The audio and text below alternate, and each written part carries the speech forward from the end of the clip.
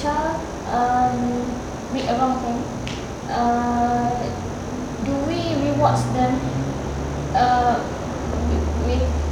by consoling them? Why would you console them if they do a wrong thing? No, not a wrong thing. They just not satisfied with certain thing. Maybe they don't get what they want. You can just tell them why they can't get it. But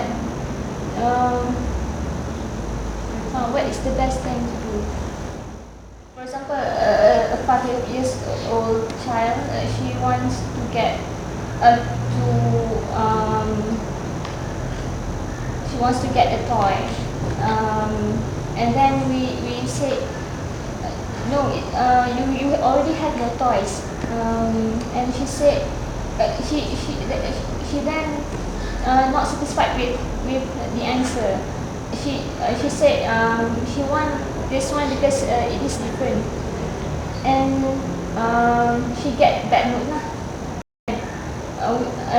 Like what you said before, we just maybe for certain limit we just ignore their how to say their behavior like that.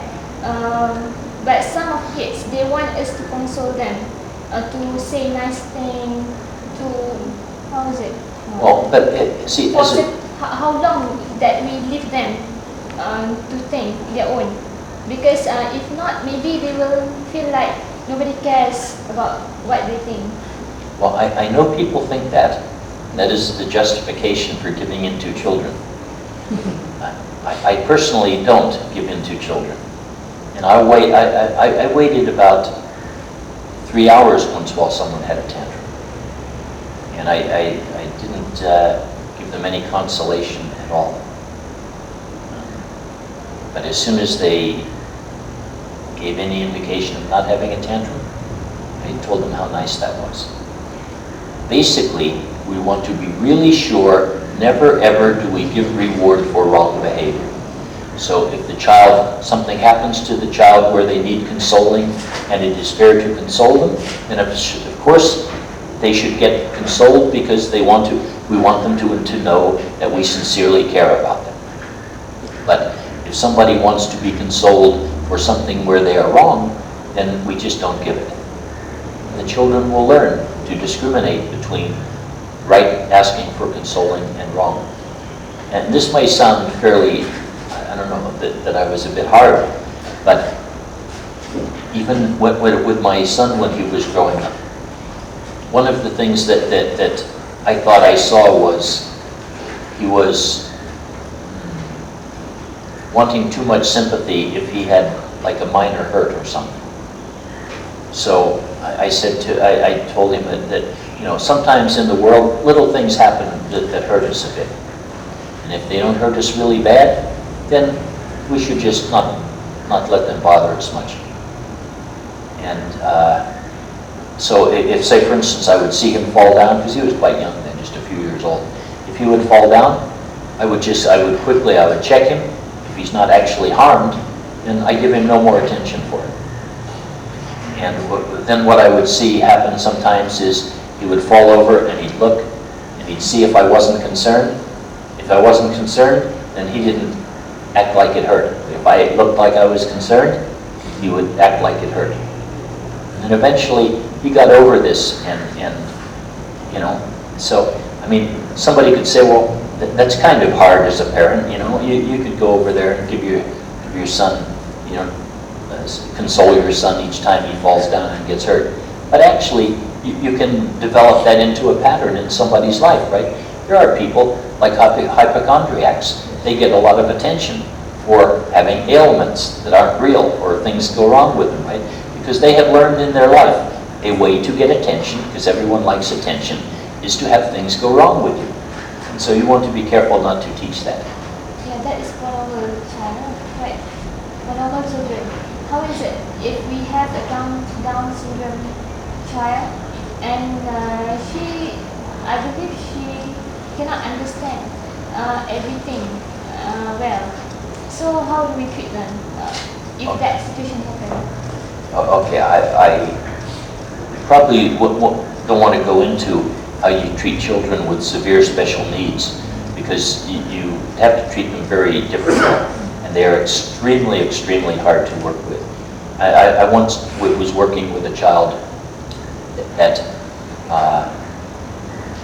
had a severe brain injury during, or brain illness before birth. So the child was born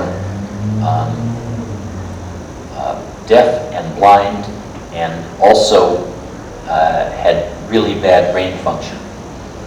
Well, it was almost impossible to teach the child anything at all.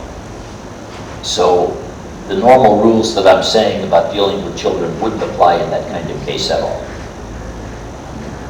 You just would use totally different techniques. But anyone who is of normal intellect, more or less, even more or less normal intellect, you can use these techniques that we were talking about. There is going to be a boy coming into the school who might have some tantrums if he is not the best at everything. There's one boy. Spoiled child syndrome. Well, Spoiled child syndrome. in this case, there's more to it than that, but we will see this, right? And so we have to be really sure. Two things. One, we say the things to him to indicate that we don't think that it's worthwhile getting upset if you're not first. And if he does get upset if he's not first, we'll try and ignore it. And just like I said, I say to the kids, I think it's silly for you to do that, but if you want to do it, go ahead. But we'll be really happy when you come back with the rest of us, because we like you with us. I had some experience working with an autistic child, so maybe I might help. But I don't know if the same situation. But this child was the only child and very spoiled, and I managed to teach her. Alhamdulillah for that. Because I know one child who is like, he's not Down syndrome, but he is like hyperactive, and he is very aggressive. He don't understand every single thing very well, and his mother is struggling very hard to arrange everything for him. And when certain things like what I asked you before used to happen, that child the mother will just follow sometimes somehow, because if not, he will be like out of control very. But what I would say is he was not born to be out of control, acting like he is now. But he has learned to do that by the way his mother has interacted with him. And the only way she can change it is by interacting with him differently. Giving in is just continually rewarding that behavior, and that behavior will just keep on developing more and more as long as he gets reward for it. And it is children like that who grow up and end up being somebody who they have not learned self-control in their environment. And when you become an adult and don't have enough self-control in certain areas, you can end up in a lot of difficulty. So a lot of people who end up as criminals or being arrested for violence and things have that kind of background. All characteristics, remember we were talking before, all characteristics fall on a curve, right? So there'll be a range of how active children are. Some children will be on the end of not very active. Some children will be very active. The only ones we end up calling hyperactive are those who do a lot of negative behavior in their activity. I think I'd said before, if you had a child who was running around doing lots of reading and lots of studying and lots of helping with the home and you know, always very active but in a positive way, you would never say that child was hyperactive. You only say the child is hyperactive if their high activity level is directed in a negative way. Yes, sure. but what I said is not like normal child. This is like mentally something's wrong. And at the moment I see that, I also think I don't know. If I would be his mother, I also don't know what to do. Yeah. You have to be careful, right? Because I remember when we were at Army, there were quite a few children whose parents they claim that the child has this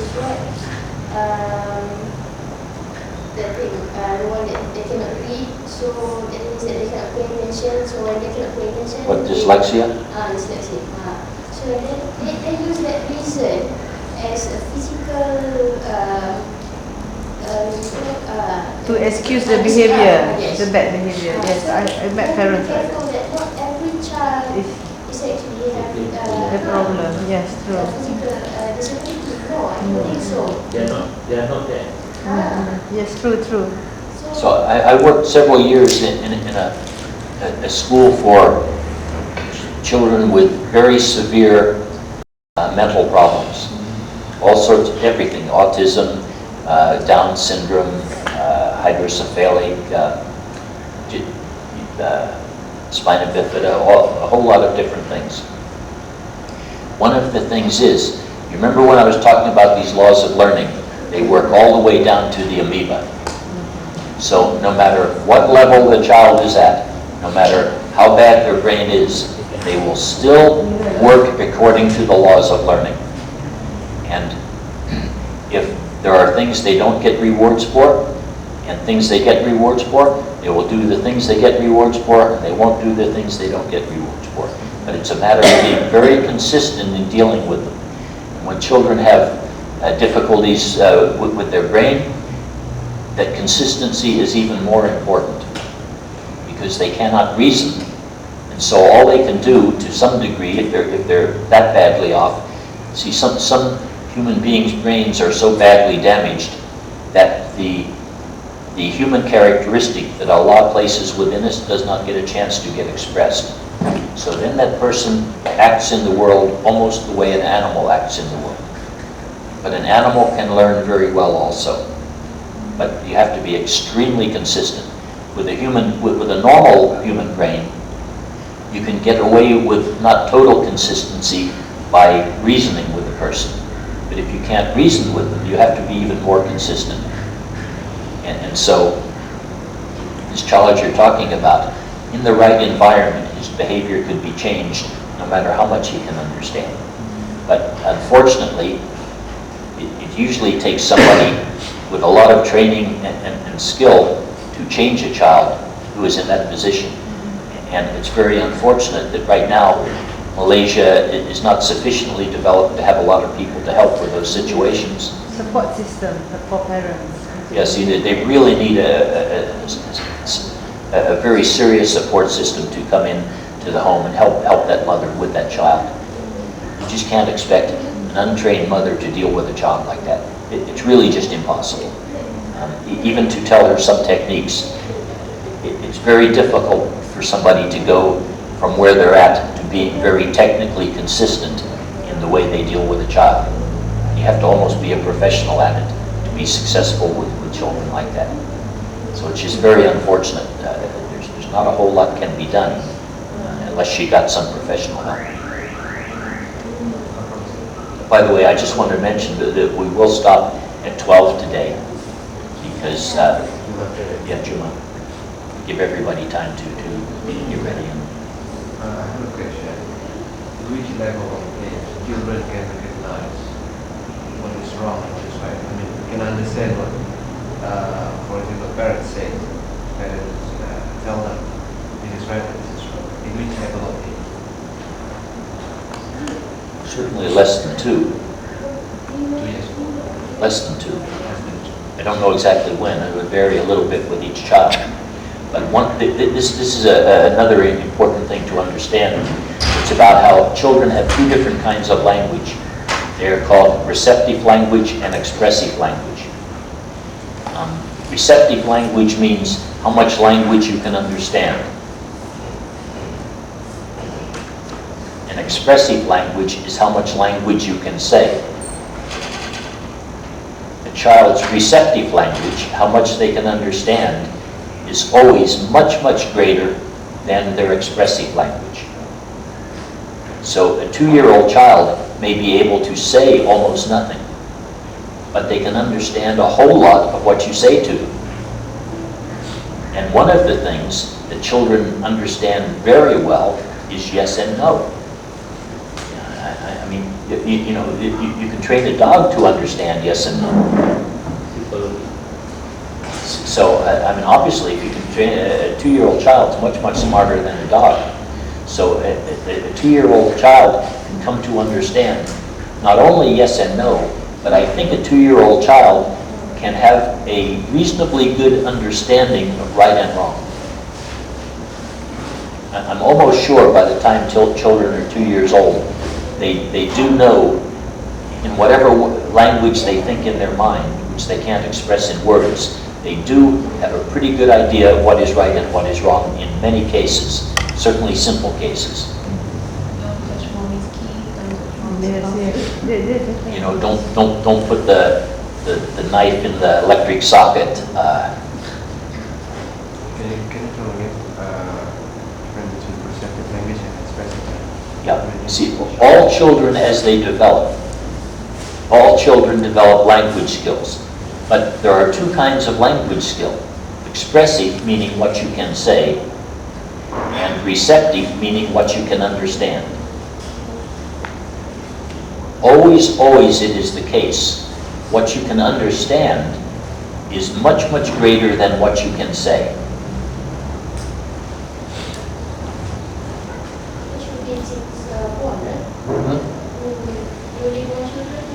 No, newly born can't. They can't discriminate sounds. You have to be able to discriminate different types of sounds to get a. But really, 1-year-old child can understand yes and no. I mean, it would be a rare 1-year-old child who could not understand yes and no. They may not be able to say yes and no, but they can understand yes and no.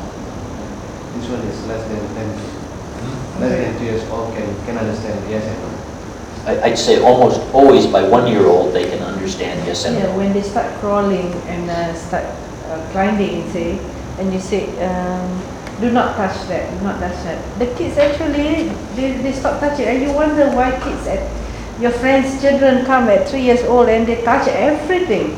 It must be, it's not that our children is cleverer or anything, it's how It's we what tell they, them. see, Yes, it's what their parents taught them to do, really, Yes, right? yes.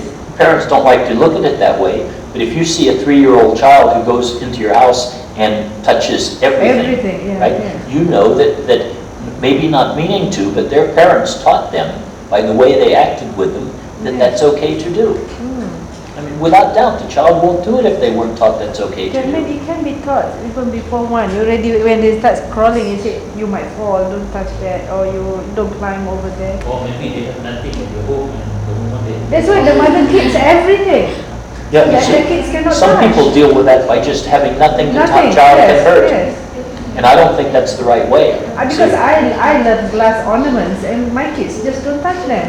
And when all these kids come, the bigger kid, and they just sort of break everything, you know. I'll give another example from my life, because this was so many years ago. This was going on 40 years ago, so I was not a Muslim then. And at Christmas time, we had a Christmas tree, and my son was almost exactly 1 year old. He was like 11 and a half months old. So he could walk around, but he couldn't talk very much. And because the Christmas tree, it had all these shiny balls on it and lights and this. Exciting. Of course, it's a very attractive thing to touch. So one time he grabbed onto one of the branches and pulled it, and the tree could fall on him, right? Fall on him with all these electric lights and glass balls. It could hurt him very badly. So he had never received any physical punishment at all by then. But because I wanted to be really sure he didn't do this and hurt himself, remember I said before, in certain circumstances, it's it's okay to use punishment if it's necessary for the safety of the child.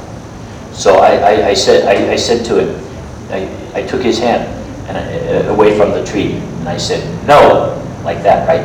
Because with young children, you don't do that with 5-year-olds, but to do that with children who are nonverbal, right? Yeah. To really let them know that no means no. And I took his hand and I went like that with one finger. He was shocked because he'd never had anything, that much punishment before. And then I said, I said, I put my hand like this on the tree. I said, no. And then I said, touch the tree like this with my hand. I said, okay, yes, right? So I took his hand and I said, yes, just touch it like that. And then that's how he would touch the tree. Now, I was able to communicate all of that to him, although he less than 1-year-old, he probably could only say a few words or something. But understand very well yes and no, and even the concept of what kind of touching is okay. Yes, because not to say that I'm a very good mother, but I'm like that. When from my eldest child, my son is 28, going 29. His books, now my children can read, because I taught my children, you respect books, because I love books, my husband loves books. So you respect books, because knowledge comes from books. So you don't tear them, or you don't draw inside them and dirty them. So they respect the books. We just every 10 years send the books for rebinding or things like that, change the cover. The books are still good. His children now can see the same books. But there are people who just let their kids tear the books, draw in the books, Like, and not only that, a lot of people believe that children just naturally do that, Yes. right? And can't be taught otherwise. So they just accept that you buy them books and they're going to tear the pages and scribble all over them. And most kids do tear pages in books and scribble all over them. But you can teach them not to. See, I mean, people don't realize how much you can teach little kids. Because they just think the little kids can't learn and can't understand. But there's all sorts of things the kids can learn and understand.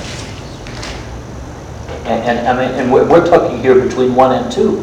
You get the kids in the school 5 years up. I mean, they can understand huge amounts of things. You can get very subtle ideas of right and wrong over to these kids. This is what we will want to do. And another thing is how to handle children who is very curious. Like when they start asking, it's not stop with one question. They will ask a lot of questions. So how to handle child? Okay. Sometimes this kind of question asking gets to be almost like a game rather than seeking knowledge. And you need to use judgment to discriminate when the child is just asking serious question they want to know the answer to, or they are just playing I'm going to ask and ask and ask game. Because one of the things the kids can do, each thing you tell them, they just say, why? Why? And they're not seriously looking for the answer. They're just sort of getting involved in a communication game. So as long as in your judgment, the child is seriously seeking to gain knowledge, it's fair to answer a lot of questions in a row. But usually children won't. I mean, it's very rare for children to ask a lot of good questions in a row. And you will see, you can often see a change in the questions, the change of the character in the questions and the way they ask them.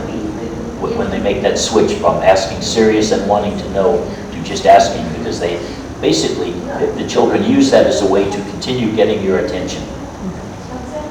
That you have to be resistant to. Because it just happened to me. I had 3 years old niece.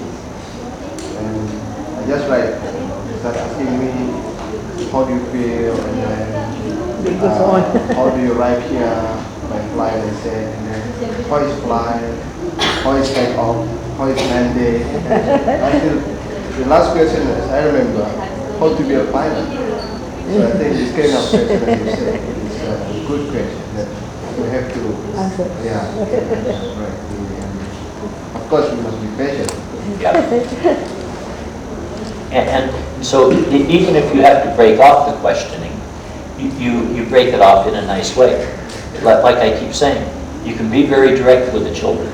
So if you see that the point has been reached where the child is asking questions but is doing it meaninglessly, I might say to them, oh, I don't think you're being serious about the questions anymore, so we'll talk another time. And just break it off then. You just stop. But see, everything you do with a child, you want to do in a way that doesn't hurt their feelings and keeps the good relationship, but still allows you to have control over, right and wrong behavior. Because if you go on, you see, you are actually doing the thing we said before is harmful, which you actually have gone into the range of being permissive with them. In other words, you're giving a reward to a wrong behavior. And we want to, as much as possible, set up the environment to never allow any reward for wrong behavior. That's going to be the huge responsibility of the teachers and the staff, right? To be sure that nothing happens that gives reward to wrong behavior. Because normally in schools, all sorts of things happen that give reward for wrong behavior. And very few teachers understand about the laws of learning. So many teachers communicate with children having no idea what the impact is. But it is possible to know the impact of everything you're going to do. If the child keeps asking these questions, and we think that now we're going into the silly question phase, could we tell the children that how to ask questions and these are not right questions, so we can continue with these? Yeah, that would be fine to do also. But usually the child would already know that they are not asking serious questions anymore. In case they didn't know, yeah, you can instruct children on anything, and you can tell them how you can tell these are not serious questions anymore. In every single case, we want to be moving the child on a progression. Right? So really, every interaction you have with every child should end up with that child making some progression in probably several different areas. Socially, communication, knowledge. So there's going to be a whole lot for you to think about in the beginning. But later on, you'll be amazed how easy it is to do all of this without thinking. Back to what you have said, nobody shall be in the same position as he was yesterday. You are moving either closer to God, closer to Allah, or closer to Allah. You shall not be in the same position. See, so this being the case, since we are going to be actively designing the environment and our interaction with the children to constantly be moving them in a positive direction, how much change should take place in a year, in just 1 year? I mean, imagine how much somebody who comes in Standard 1, what they'll be like in Standard 6. And I think we'll be shocked on what the kids will be like after 6 years of a program like this.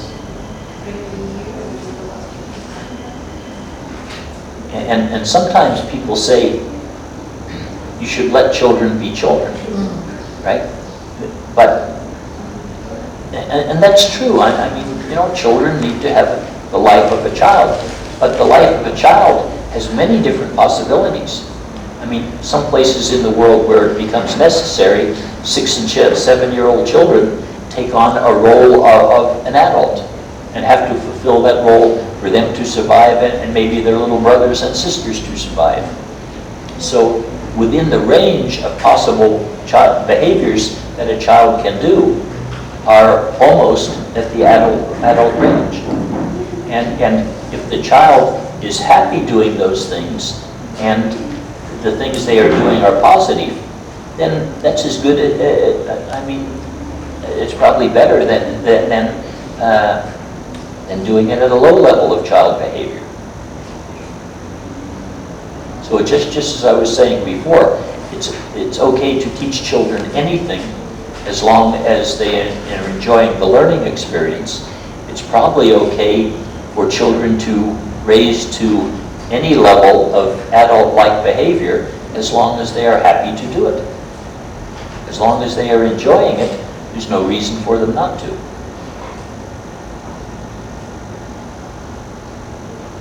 And I would hope in our school, by the time somebody went through 6 years, that their behavior would be as good or better than most adults, and their ability to think and reason would be better than many adults. And I think that's certainly possible.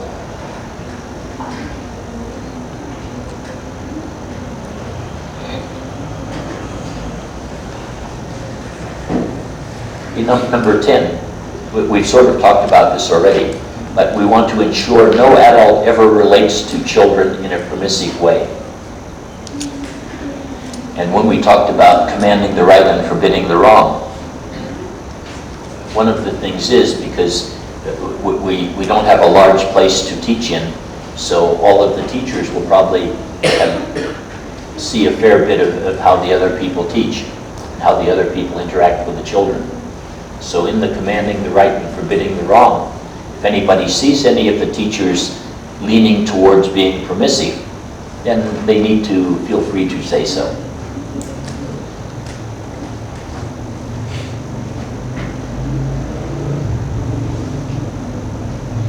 Number 11, a lot of these are very important ones.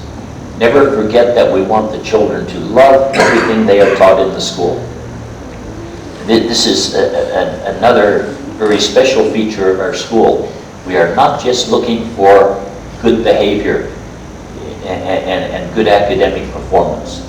We are really looking for children to love to be well behaved, and to love to learn, and love to work hard, and love to do well academically. And if we can't get that love in their heart for those things, then it is not all that important that we get the behaviors. And if we get the love in the heart, the behavior is really easy to get. Like if you force somebody to do something under threat of punishment, you can get almost any behavior you want, but you don't get any good feeling for that behavior in the heart. And it's really hard, even though they're already doing the right behavior, it's very hard to shift them over to liking to do that, and caring about that, because they will have a resentfulness in their heart over that behavior. So this is why we want to make all the experiences, all of the different things we want the children to progress in, we want them all to be developing along those positive lines, because they love to. And one of the things that gets children to love to do things is the fact that they get rewarded for it. And then other things, remember what I've talked about before, is about writing messages in the child's consciousness. So very often we will want to say to the children, it's a combination of writing messages in their consciousness and self-fulfilling prophecies and things. You can sort of observe their behavior, and if it looks like they like something they're doing, you can say to them, oh, it looks like you really enjoy doing your math problems really fast. Looks like you really like that. And when the child hears that, they will think to themselves, oh yeah, I do really like that. And then once that thought has gotten into their consciousness, each time they're doing the math problems, they'll be thinking, oh, I like this. See, because that thought's already in there. So you can put some of those thoughts in there to help direct them.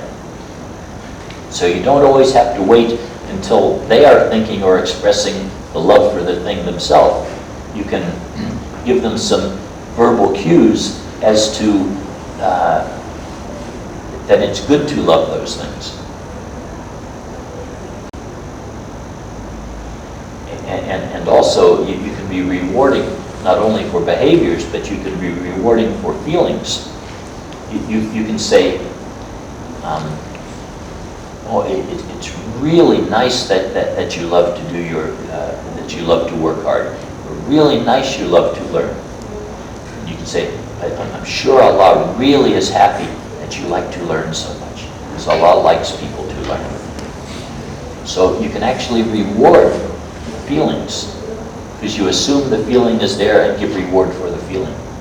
And just as any other behavior, when we talk about responses being followed by reward tend to increase, we have to understand that there's three kinds of responses. There's physical actions, there's verbal responses, and there's thought responses. And actually, technically, a thought does require action. I mean, there is activity going on in the brain. So it's just activity you can't see, but it's as much an activity as waving your hand. It is a very specific activity. And if that brain activity receives reward, it will increase just like a physical behavior will increase. So you can, by reward, increase thought behaviors also. And something that is very nice, I think, the next one is teach children to love and practice neatness.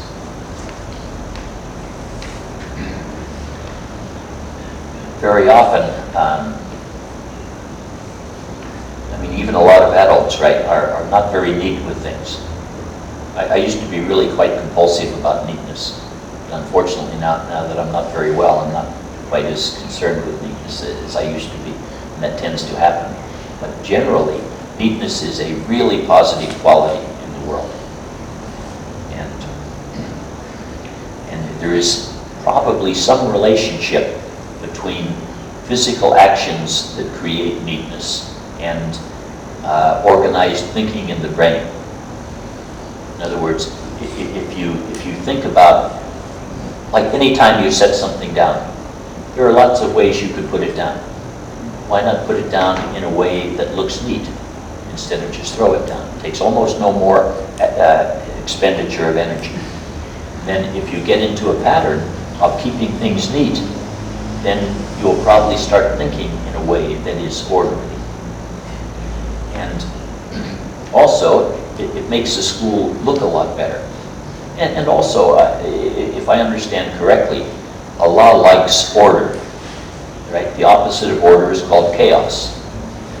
It seems to me what we are taught is Shaitan likes chaos, Allah likes order. And if we look at the universe is moving from chaos toward order. And so for Allah's plan, because we're always talking about what we want to do is the fulfillment of Allah's plan for His creation, it seems that order is part of that plan. And so if we teach children to have everything neat, so instead of just, even say for instance when they have lockers, we'll give reward for the lockers where the children have their things stored neatly, and we'll make mention of that. And we'll tell the children why it's nice to store their things neatly. And we would like them to get used to in everything they do. If we have like a library of books, they take out a book, they don't just leave it lie wherever it happens to be, they put it back in its right place. And so actually things work much more efficiently when there's a group together, living together, doing things. If everybody works in an orderly manner and there's a lot of neatness, everything goes much more smoothly. Because one person can cause quite a bit of disorder, but a whole lot of people together can cause huge disorder. Things can get out of hand that way. So we want to teach the children both to love neatness and to appreciate it. And all these things, we always need to tell them why. And the next one's the last one we'll deal with today, and then we'll finish because it's Jummah today. Now this one, I don't know how you're going to feel about this, because I know adults often don't like, and I didn't use the word apologize here, but adults often don't like to acknowledge that they acted wrongly to children, and teachers and parents sometimes don't like to. But what it says here, if an adult ever loses control and speaks harshly to a child, he must make a public acknowledgement that they acted wrongly. So this doesn't mean you actually have to apologize to the child, but it means, because remember, everything you do is going to be teaching the children something. If you speak harshly to someone in the classroom, that is teaching the children that that is okay to do. And if you only do it very rarely, it's still teaching the children it's okay to do once in a while. And the ideal is to not do it at all. Prophet Muhammad, peace be upon him, never spoke harshly to a child. And we would like to try and approach the ideal. So to take away some of the harm that is done to the child by showing them an example of speaking harshly to somebody, we just say to the class, oh, I just spoke harshly to so-and-so. I don't want you to think that's the right thing to do. I know I shouldn't have done that. I'll try not to do that again in the future. How do you feel about being asked to do that in the class? Anybody not feel okay to do that?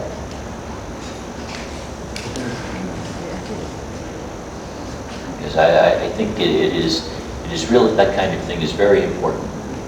And also it's teaching the children something else, that when you do something wrong, it's okay to say to people, to acknowledge you've done something wrong and say to people, yeah, I did something wrong, I'm sorry. Because remember, one of the things in Islam that is a terrible, terrible sin, which is to influence people toward anything that is wrong.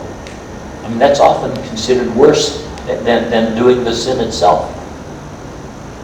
To the point where in Islam, if you're going to do something wrong, it's suggested that you do the wrong thing and hide that you're doing the wrong thing. So you don't be a bad example to others. And if you've done the wrong thing, you don't go around and tell others you did it, because that also is giving bad influence to others.